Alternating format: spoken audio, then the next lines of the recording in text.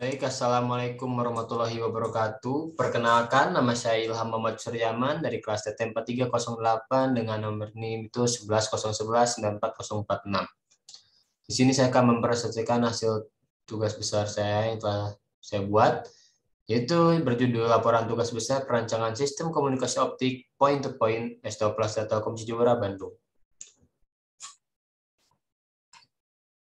Bab 1 pendahuluan.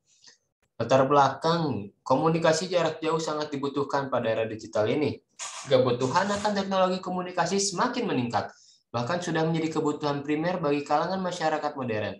Kebutuhan untuk mengirimkan data, baik berupa teks, citra, maupun video, dalam jumlah yang banyak dengan nilai yang minim, semakin meningkat seiring dengan perkembangan teknologi digital yang semakin kompleks. Sistem komunikasi optik dapat menjadi salah satu solusi untuk memenuhi kebutuhan teknologi. Hal ini dikarenakan sistem komunikasi optik menggunakan kabel serat optik sebagai alat media transmisinya. Kabel serat optik dapat menghantarkan gelombang elektromagnetik dengan cepat jika dibandingkan dengan kabel tembaga maupun kabel koaksial. Akan tetapi, pembangunan jaringan telekomunikasi serat optik di Indonesia masih dalam tahap pengembangan. Oleh karena itu, provider-provider sedang gencar-gencarnya membangun jaringan telekomunikasi di seluruh wilayah Indonesia. Laporan tugas besar ini saya susun sebagai syarat lulus UAS mata kuliah Sistem Komunikasi Optik atau SKO. Saya merancang jalur sistem komunikasi optik point-to-point yang berasal dari point-to-point STO Plaza Telkom Cijewara menuju ODP1. Proyek ini bertujuan untuk mengganti akses lama dengan akses data yang baru. Jaringan point-to-point ini dapat dipakai untuk menghantar informasi dalam jumlah yang besar dengan lancar karena tidak memerlukan seorang administrator jaringan dan tidak memerlukan software administrasi jaringan khusus. Pendahuluan. Serat optik merupakan salah satu transmisi telekomunikasi dengan cara mentransmisikan sinyal cahaya dari satu tempat ke tempat lain dengan menggunakan sumber cahaya berspektrum sempit yaitu laser dan LED. Dalam sistem komunikasi optik terdapat beberapa parameter seperti link power budget atau LPB, yaitu menghitung anggaran daya yang diterima harus lebih besar daripada level daya minimum agar dapat dideteksi oleh receiver. Dan RTB atau Rise Time Budget. Rise Time Budget itu adalah metode untuk menentukan batasan-batasan dispersi dari suatu hubungan serat optik. Titik koordinat STO yang saya gunakan yaitu berasal dari Plaza Telkom Cijewara dengan koordinat tersebut, dan titik ODP1 yaitu di Bellamy Bowling Jalan Cihapit nomor 35. Yaitu ODP1-nya, dengan koordinat tersebut. Untuk nilai jarak pada rancangan kali ini, saya menggunakan Google Maps dan aplikasinya oleh Google Earth. Dan jarak yang didapatkan sejauh 10 km dari STO menuju ODP1. Pada tugas besar ini, saya sebagai penulis merancang pembangunan jaringan telekomunikasi point-to-point dari STO Telkom Plaza Cijewara ke ODP1 yang berjarak 10 km. Jalur cukup lurus dan melewati area perumahan, spesifikasi perangkat laser, proyektor, dan kabel optik disesuaikan agar memenuhi link power budget, rise time budget, dan juga BOQ. Bab 2 yaitu analisis dan diskusi. A. Fiber optik. Serat optik adalah alat optik yang berguna untuk mentransmisikan informasi melalui media cahaya. Teknologi ini melakukan perubahan sinyal listrik ke dalam sinyal cahaya yang kemudian disalurkan melalui serat optik. Dan selanjutnya dikonversi kembali menjadi sinyal listrik pada bagian penerima. Ini adalah contoh gambar dari kabel serat optik atau fiber optik. Jadi secara umum ada 3 bagian, yaitu ada core, cladding, juga coating. Core atau intinya itu terbuat dari bahan silika atau plastik dan merupakan tempat penampatnya cahaya. Dan diameter berkisar 8 mikron sampai 62,5 mikron. Nah, selanjutnya bagian kedua itu ada cladding. Cladding itu selubungnya. Terbuat dari bahan yang sama dengan inti, tapi memiliki indeks bias yang lebih kecil, agar cahaya tetap berada pada inti fiber optik. Lapisan luarnya itu adalah jaket atau coating, yang berfungsi sebagai pelindung mekanis yang melindungi fiber optik dari kotoran, goresan, dan kerusakan lainnya. B. Komponen transmisi serat optik. Suatu transmisi serat optik terdiri dari 3 komponen utama, yaitu perangkat pengirim, TX, perangkat penerima, RX, dan media transmisinya. Ketiga komponen ini mutlak dimiliki dalam suatu dasar transmisi serat optik. Cara kerja serat optik. Prinsip kerja serat optik berdasarkan hukum Snellius, yaitu jika seberkas sinar cahaya masuk pada ujung serat optik dengan sudut kritis dan sinar itu datang dari medium yang mempunyai indeks bias lebih kecil dari udara menuju inti fiber optik yang mempunyai indeks bias yang lebih besar, maka seluruh sinar akan merambat sepanjang ke intinya atau ke core-nya menuju ujung satu yang ujung lainnya.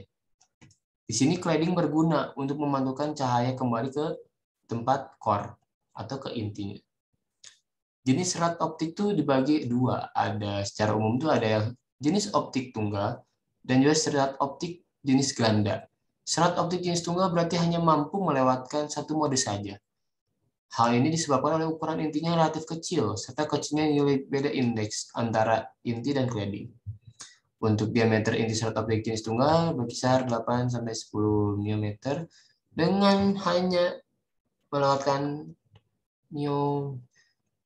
mode saja. Jadi berarti pada serat optik jenis tunggal ini tidak ditemukan dispersi modal seperti pada serat optik ganda. Kemudian ada receiver. Receiver atau penerima adalah salah satu komponen komunikasi optik yang berfungsi untuk menangkap sinyal cahaya yang dikirimkan oleh transmitter. Receiver ini merupakan bagian yang terhubung dengan rangkaian output atau rangkaian beban. Receiver terdiri dari Cooper, photodetector sebagai penerima sinyal, dan demulator yang berfungsi untuk mengubah sinyal kembali menjadi sinyal elektronik. Selanjutnya ada model sistem, yaitu ada di sini ada TX dan juga RX, pengirim dan penerimanya. Pengirim dari Telkom Cijaura, penerimanya di ODP1, yaitu di Bellamy Bungaleri. Spesifikasi perencanaan komunikasi. Jadi untuk mempermudah perhitungan, saya menggunakan spesifikasi pada perangkat serat optik sesuai dengan kebutuhan. Berikut adalah spesifikasinya untuk komunikasi point-to-point link STO Plaza Telkom Cijaura menuju ODP1. Yang pertama, saya menggunakan kabel FOG675 SISM dengan jarak 10 km dan juga ada pengirimnya atau TC Cisco GLC BX40 dan juga penerimanya dan juga ada redaman kabel kanalnya. Bisa kita lihat ya di sini tabel-tabelnya. Selanjutnya ada BOQ atau Bill of Quantity. BOQ atau Bill of Quantity adalah perincian jumlah dari seluruh peralatan dan pekerjaan yang dibutuhkan selama perencanaan. Berikut ini estimasi harga yang diberikan sesuai dengan spesifikasi yang telah dibuat. Jadi pada kabel FO itu membutuhkan 5. Kenapa 5? Karena harga satuan itu per 2 km sebesar 8.900.000. Jadi kita membutuhkan cukup 5 saja dengan total harga itu jadi total 44.500.000. Nah, untuk pengirimnya tuh paket TX itu merek Cisco GLC yaitu seharga Rp1.256. Konektornya membutuhkan 2 11.000 harga satuannya jadi total harga 22.000. Splicernya di sini membutuhkan 5 dengan harga satuan 10 jadi 50.000. Jadi total untuk perencanaan yang saya buat itu 44.672.256,45 rupiah. Mendeklarasikan spesifik kabel itu pada perancangan ini saya menggunakan kabel FOG675 SISM untuk menghitung karakteristik komponen yang ada di STO Plaza Telkom Cijaura dan ODP1. Pada pengerjaan tugas besar ini, langkah pertama yang dilakukan menentukan jarak dari node A ke node B dengan bantuan Google Earth dan juga aplikasi Google Maps dengan menggunakan program bahasa Python dan diaplikasikan di Google Colab untuk menghitung besar RTB dan LPB-nya. Dan juga pada sisi pengirim digunakan sensitivitas sebesar minus 24 desibel dan menggunakan modulasi yaitu NRZ atau RZ. Di sini contoh programnya yang sudah saya screenshot gambar sintak yang dibikin di Google Colab. Nah, di sini juga bagian menghitung LPB atau link power budget. Jadi link power budget itu adalah estimasi kebutuhan daya yang diperhitungkan untuk memastikan level daya penerima lebih besar atau sama dengan level threshold-nya atau daya minimumnya. Nah, di sini juga setelah kita hitung hasil redaman kabel sebesar 4,42 desibel dan nilai PRX atau daya terima itu 2,56 sekian desibel. Sedangkan nilai sensitivitas itu 24 desibel. Jadi membuktikan bahwa LPB terpenuhi karena nilai daya terima lebih besar daripada sensitivitasnya. Selanjutnya ada Rest Time Budget atau RTB. Nah, RTB itu ada metode untuk menentukan batasan dispersi suatu link sistem komunikasi serat optik yang membatasi kemampuan transmisi kecepatan bit.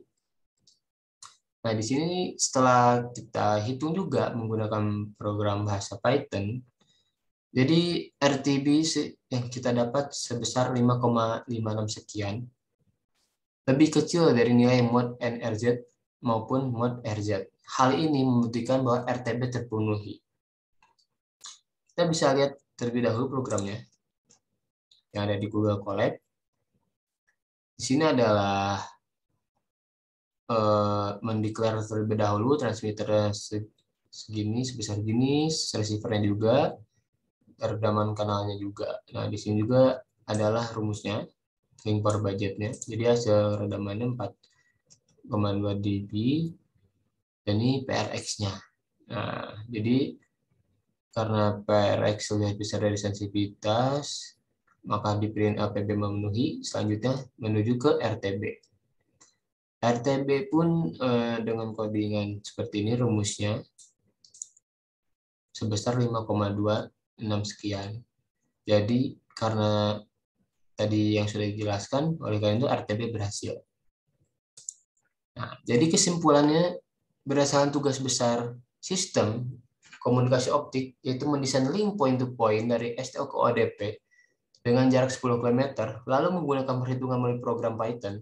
Dalam menggunakan perhitungan pada perencanaan jaringan point-to-point antar STO, dari hasil perhitungan dan analisis power budget juga, terlihat bahwa nilai loss hasil pengukuran masih berada dalam batas standar, yaitu yang ditentukan oleh nilai margin yang dihasilkan keempat jaringan akses tersebut.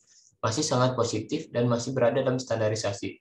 Dan juga kita telah mendapatkan link power budget sebesar 4,42 GB dan daya terima sebesar 2,56 sekian, dan pada perhitungan RTB pun 5,5 sekian.